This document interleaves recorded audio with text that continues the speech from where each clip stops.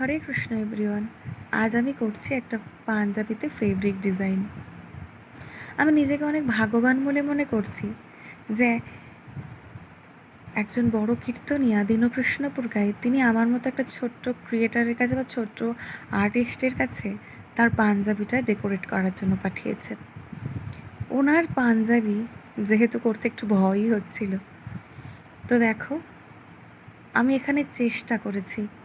ভগবানের হাতে সবসময় আমরা পদ্ম দেখি, তো সেই পদ্মের একটা আইকন রেখেছি এবং যে শঙ্খধ্বনিতে ভগবান তার ভক্তের হৃদয়কে আহ্লাদিত করেন সেই শঙ্খের চিহ্ন আমি রেখেছি। বিদ্যা এবং জ্ঞানের দেবী এবং সঙ্গীতের দেবী যিনি সরস্বতী, তার জন্য একটা বীণা রেখেছি এবং ভগবান শ্রীকৃষ্ণচন্দ্রের সবথেকে প্রিয় ময়ূর পুচ্ছ দিয়ে পুরো পাঞ্জাবিটা আমি ডেকোরেট করার চেষ্টা করেছি।